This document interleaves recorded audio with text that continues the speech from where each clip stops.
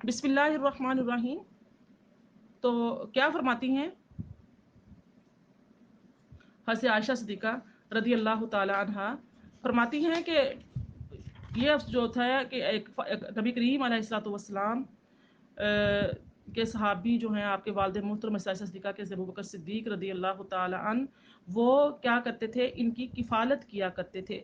लेकिन अफसोस ये था कि वो भी यानी कि इस ख़बर में बराबर शरीक हो गए थे। तो आप फरमाती जब मैं रफ़ा हाजत के लिए वहाँ पे जाती हूँ, तो क्या होता है कि रास्ते में उनकी ठोकर लगी और बेसाख्ता उनकी ज़बान से निकला, गारत हो मिस्ताह।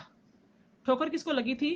यानी कि उनकी वालदा मोहतरमा को, हज़रत जो थे मिस्ता थे ना, मिस्ता बिन उसासा सहाबी रसूल सल्लल्लाहु अलैहि वसल्लम, जो सैयदना सिद्दीक़ अकबर के खालाजाद थे और आपके कज़न यानी थे।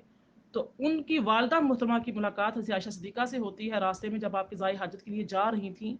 तो क्या हुआ कि उनको जब ठोकर लगी तो कहने लगी कि बेसाख्ता उनके मुँह से क्या निकला, गारत हो मिस्ता। तो हज़रत आयशा सिद्दीक़ा फरमाती हैं, मैंने कहा अच्छी माँ हो जो बेटे को कोसती हो, और बेटा भी वो जिसने जंगे बदर में हिस्सा लिया है। तो उन्होंने कहा, बेटिया क्या तुझे इस बातों की कुछ खबर नहीं?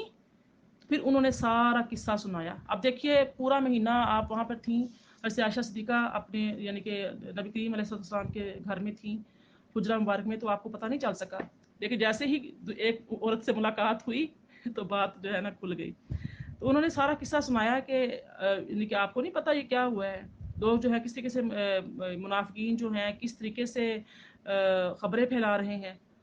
तो इसमें ख़बरें फैलाने में कौन कौन शामिल था? मशहूर सहाबी एक तो मिस्ता थे, लेकिन दूसरे हस्सान बिन साबित जो सना खान रसूल सल्लल्लाहु अलैहि वसल्लम है।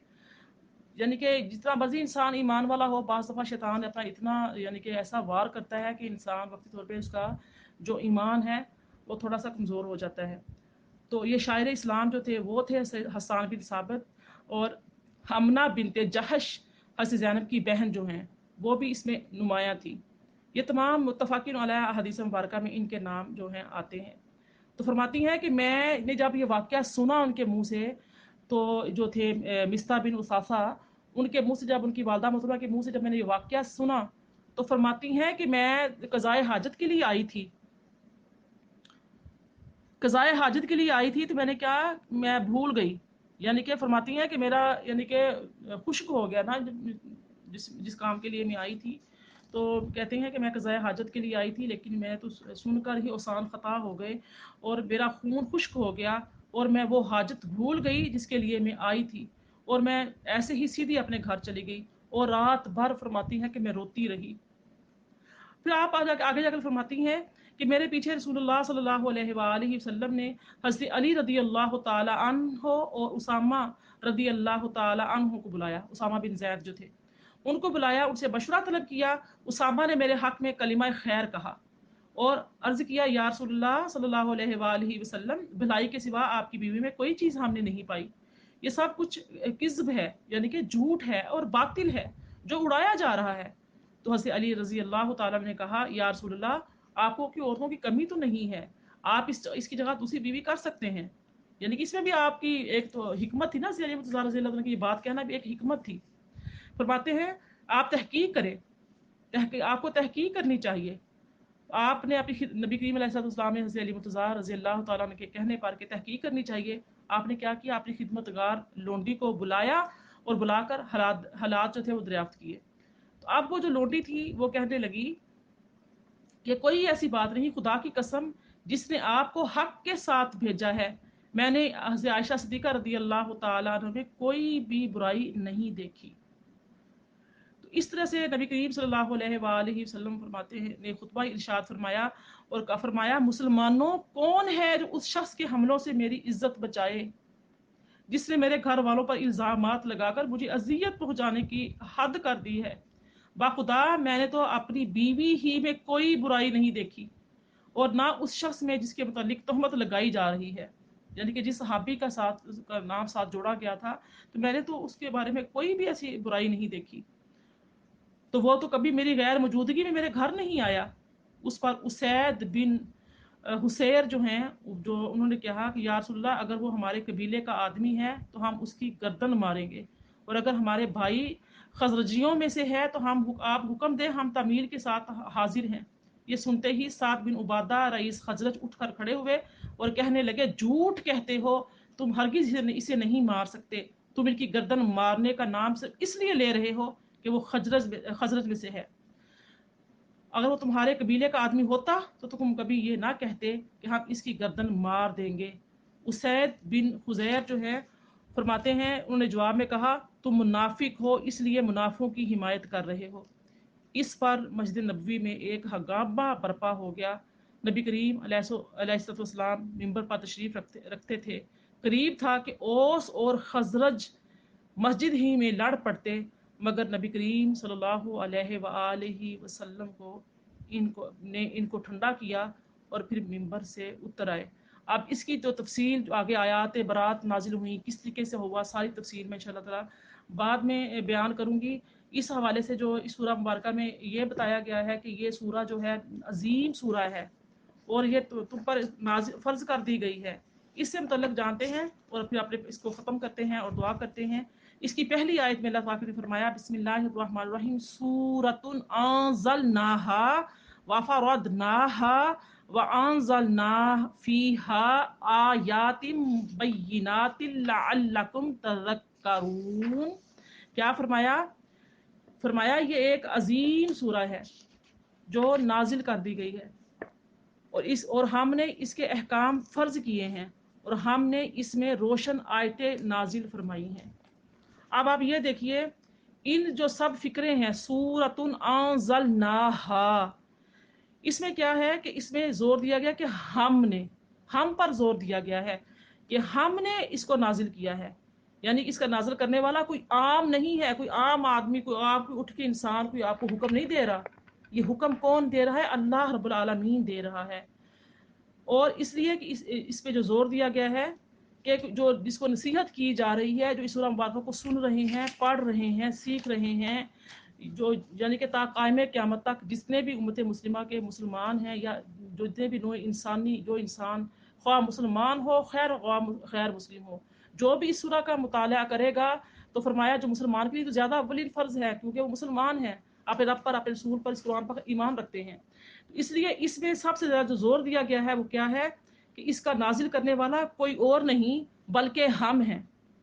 اس لیے یعنی کہ یہ کلام جو ہے یہ عام، یہ نہ سمجھا جائے کہ کسی عام انسان کا ہے، خوب جان لو کہ اس کا نازل کرنے والا وہ ہے جس کے قبضے میں تمہاری جانیں ہیں، اور قسمیں یعنی جانیں بھی ہیں اور کیا ہے، تقدیریں بھی ہیں، قسمتیں بھی ہیں، اور جن کی گرفت سے تم مر کر بھی نہیں چھوٹ سکتے۔ دنیا میں تم ہیلے بہانے لگا لو گے، تم چھوٹے پھرو گے، لیکن یعنی کہ تم مرنے کے بعد بھی نہیں چھوٹو گے۔ یہ جو احکامات نازل کیے جا رہے ہیں وہ یعنی کہ ان کی جو اہمیت ہے وہ کیا ہے کہ اس صورت میں جو ہدایات دی جا رہی ہیں ان میں کوئی ابہام نہیں ہے، صاف صاف اور کھلی کھلی ہدایات ہیں جن کے متعلق تم یہ عذر نہیں کر سکتے کہ فلاں بات ہماری سمجھ ہی میں نہیں آئی تھی تو ہم عمل کیسے کرتے۔ فرمایا کہ اس جو فرمان مبارک ہے اس کی جو تمہید ہے، اس کا انداز بیاں یعنی کہ خود ہمیں یہ بتا رہا ہے کہ سورہ نور کے احکام کو اللہ تعالیٰ نے کتنی اہمیت دی ہے۔ اس کے بارے میں کیا فرمایا ہے کہ یہ سورہ، اس کے جو احکامات ہیں وہ تم پر فرض کیے گئے ہیں۔ اب یہ دیکھیے کہ فرض جو ہے ان کا معنی اور مفہوم کیا ہے، تاکہ آپ کو پتہ ہو کہ فرض کا معنی اور مفہوم کیا ہے۔ جیسا کہ آپ کے علم میں ہے کہ جو احکام شرعیہ ہیں وہ 11 ہیں۔ ایک تو ہے فرض، دوسرا ہے واجب، تیسرا سنت مؤکدہ اور چوتھا سنت غیر مؤکدہ، مستحب، حرام، مکروہ تحریمی اور اساءت، اور 9 جو ہے وہ ہے مکروہ تنزیہی، اور نمبر 10 جو ہے وہ ہے خلاف اولا، اور نمبر 11 ہے مباح۔ ان تمام کی جو میں نے آپ کے سامنے 11 بیان کیے ہیں احکام شرعیہ، ان کی کیا اہمیت ہے یہ تو پورا ایک الگ ٹاپک ہے، لیکن میں فرض کی بات بتاؤں گی۔ فرض کسے کہتے ہیں؟ فرض وہ کام ہے جس کا کرنا ضروری ہو، اور اس کا ترک کرنا لازماً منع ہو اور اس کا ثبوت بھی قطعی ہو اور اس کے فعل کے لزوم پر دلالت بھی قطعی ہو. قرآن سے اس کی دلالت ملتی ہے جو کام فرض ہیں. وَأَقِیمُوا الصَّلَاةَ اور نماز قائم کرو. وَآتُوا الزَّکَاةَ اور زکوٰۃ ادا کرو. پھر صاحب جو استطاعت ہے حج کی جو فرائض بتائے گئے ہیں، حج کرنے کا، زکوٰۃ، یہ تمام جس کی دلیل جو ہے قطعاً ہوتی ہے، اللہ تعالیٰ کا حکم ہوتا ہے اور حدیث مبارکہ سے ہمیں ملتی ہے. تو اور اس کا جو انکار ہوتا ہے، فرض کا انکار کیا ہوتا ہے؟ کفر ہوتا ہے. اور اس کا ترک کرنے والا کیا ہوتا ہے؟ عذاب کا مستحق ہوتا ہے. خواہ وہ اس کو دائماً ترک کرے، جان بوجھ کر ترک کرے، یا احیاناً کبھی کبھی. ہمیشہ دائماً کہتے ہیں ہمیشہ کو، جانتے بوجھتے ہوئے کہ فرض کی ہے. جیسے بہت سے لوگ بے نمازی ہوتے ہیں، پتہ ہے کہ نماز فرض ہے لیکن جٹائی میں نماز کو قضا کر رہے ہوتے ہیں، چھوڑ رہے ہوتے ہیں.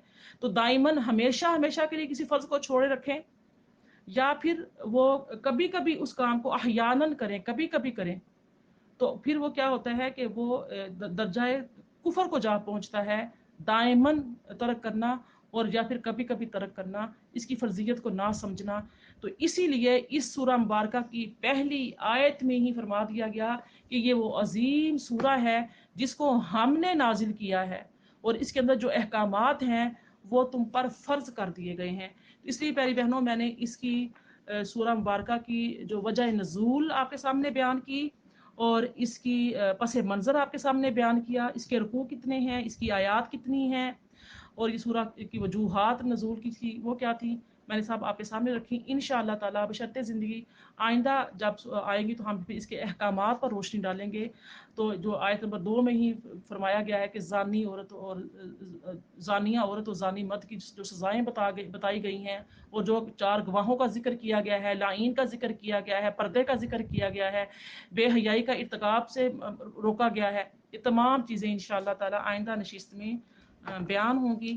اللہ تعالیٰ سے دعا ہے اللہ رب العزت مجھے، آپ کو، ہم سب کو اس مبارک سورہ پر عمل کرنے کی، اس کے احکامات سیکھنے کی، دوسروں کو عمل کرتے ہوئے سکھانے کی توفیق عطا فرمائے.